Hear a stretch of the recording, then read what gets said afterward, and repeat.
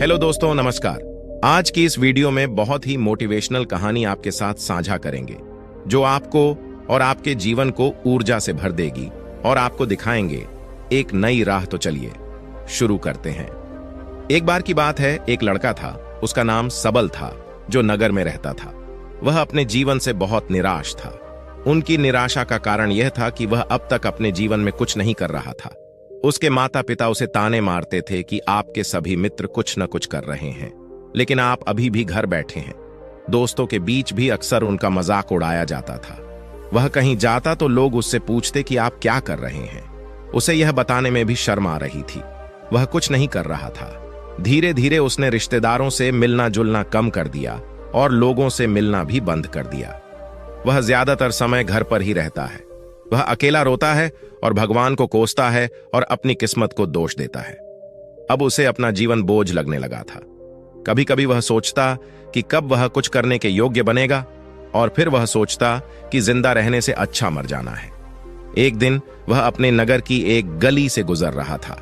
तभी उसने देखा कि एक उपदेशक दुख और परेशानियों पर उपदेश दे रहा है। वह भी उसी भीड़ में सबसे पीछे बैठ गया और गुरु के प्रवचन सुनने लगा। उपदेशक कह रहा था, दुख एक शिक्षक की तरह है जो हमें जीवन की सच्चाई दिखाता है और हमें जीने का सही तरीका सिखाता है। आप चाहें तो जिंदगी जीना भी सीख सकते हैं। गुरुजी उपदेश दे रहे थे कि तुम चाहो तो कुछ भी हासिल कर सकते हो, और अगर चाहो तो एक कोने में बैठकर रो सकते हो। इन सभी बातों को सबल ध्यान से सुन रहा था, लेकिन शिक्षक की यह बातें पसंद नहीं आई। उसने खड़े होकर कहा कि कुछ भी सिखाने से आंख दूर नहीं होता। इसमें केवल दर्द होता है। दुख की पीड़ा अनंत है।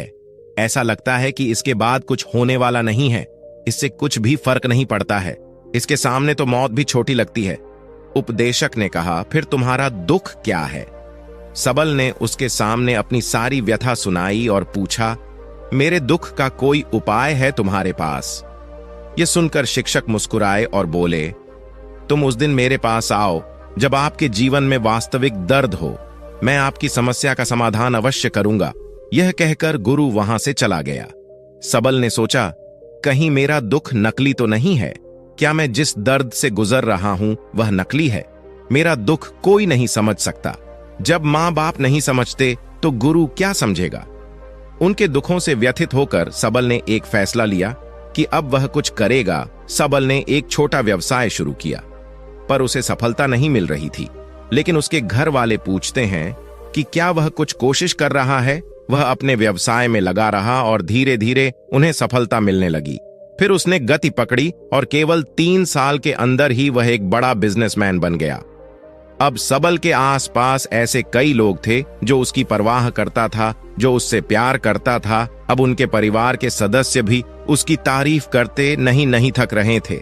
दिन ब दिन उसके मित्रों की संख्या बढ़ती जा रही थी। अब वह अपनी जिंदगी से बहुत खुश था।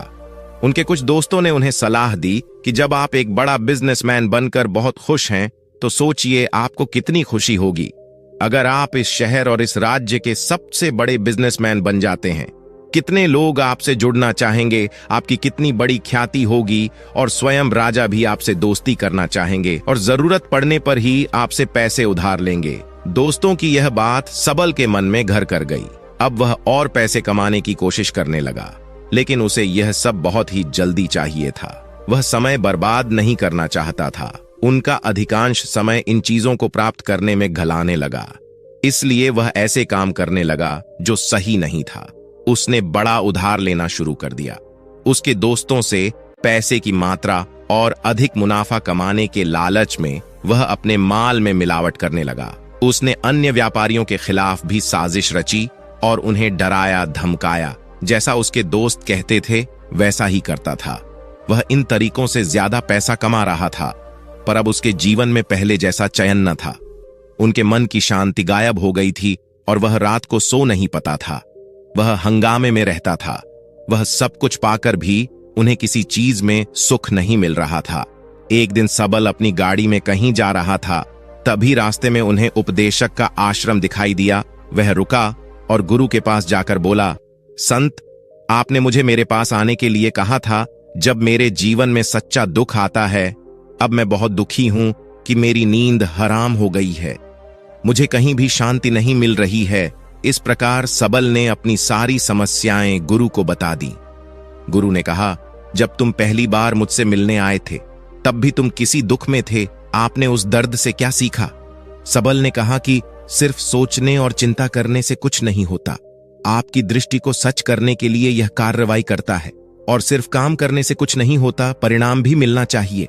जब आपको लगता है कि आपका लक्ष्य हासिल नहीं होने वाला, तब राह में चाहे कितनी भी मुश्किलें आ जाएं, मन कितना भी निराश क्यों ना हो, कितना भी लगता हो कि अब कुछ नहीं होने वाला है, तभी विश्वास करें, मैं जो भी कर रहा हूं उसमें अवश्य सफल होऊंगा। खुद पर ध्यान दो, लोगों पर नहीं। लोग केवल सफल लोगों का सम्मान करते हैं। कोई कितना भी अच्छा क्यों ना हो, वह हमेशा लोगों की नजरों में बोझ बने रहते हैं। यह सब सुनकर उपदेशक मुस्कुराया और बोला, जब आपके पास है तो यह वास्तविक दुख नहीं है। अपने जीवन में वास्तविक दुख आए तब मेरे पास आओ, मैं उसे ठीक कर दूंगा। सबल ने जाते समय साधु को सोने के सिक्कों से भरा घड़ा भेंट किया। घड़े को देखकर गुरु ने कहा कि यह मेरे किसी काम का नहीं है। उस पेड़ के नीचे गड्ढा खोदकर गाड़ दो। सबल ने घड़े को पेड़ के नीचे दबा दिया, जैसा कि गुरु ने बताया, और वहां से चला गया। कुछ दिनों से कारोबार ठीक चल रहा था, लेकिन व्यापार के गलत तरीके के कारण धीरे धीरे उसे व्यापार में घाटा होने लगा। उसकी सारी दौलत धीरे धीरे खत्म होने लगी और एक दिन ऐसा भी आया जब उसके पास कुछ भी नहीं बचा और उस पर कर्ज का बोझ चढ़ गया था। परंतु वह निश्चिंत था, क्योंकि उसने अपना सारा कर्ज अपने दोस्तों से लिया था। उसने सोचा कि उसके दोस्त बुरे वक्त में उनके साथ खड़े रहेंगे, लेकिन ऐसा कुछ नहीं हुआ। जैसे ही बुरा वक्त आया, दोस्त पहले उससे कर्ज मांगने लगे। अगर उसने कर्ज नहीं लौट आया, उन्होंने उसे जान से मारने की धमकी भी दी। उनके सभी शुभचिंतक और प्रियजन उससे दूर हो गए। उसके दोस्त जो उसके साथ मस्ती किया करते थे, अब उससे दूर भाग रहे थे। उसका परिवार उसकी गलतियां और कमियां गिनने लगा। उनकी सारी संपत्ति नीलाम कर दी गई और उसके पास कुछ भी न बचा। जब उसने अपने पिता से मदद मांगी, पिता ने कहा कि मेरे पास थोड़ी सी संपत्ति है, मैं तुम्हारी मां को क्या कहूंगा अगर मैं तुम्हें दे दूं। यह संपत्ति हमारा अंतिम उपाय है। सबल के मन में गहरा दुख छा गया। उसके आसपास कोई नहीं था जो उनके दुख को समझ सके, जो उसे संभाल सके। जनता के इस विश्वासघात के कारण वह अंदर से टूट चुका था। वह सोचने लगा कि अब जीने का क्या मतलब है, अब मौत ही मेरा सहारा है। वह आत्महत्या करने के लिए पहाड़ी पर जा रहा था, तब से उसे याद आया कि उस शिक्षक ने उससे कहा था, मेरे पास आओ जब तुम्हारे जीवन में वास्तविक दुख हो। सबल गुरु के पास गया और अपनी सारी व्यथा सुनाई, आंखों में आंसू लिए। उसने कहा, हे गुरुजी, मेरे दुख का निवारण कीजिए। गुरु ने कहा, जब जीवन में असली दुख होता है तब मेरे पास आ जाना, मैं इसे जरूर ठीक करूंगा। यदि आपको यह स्टोरी पसंद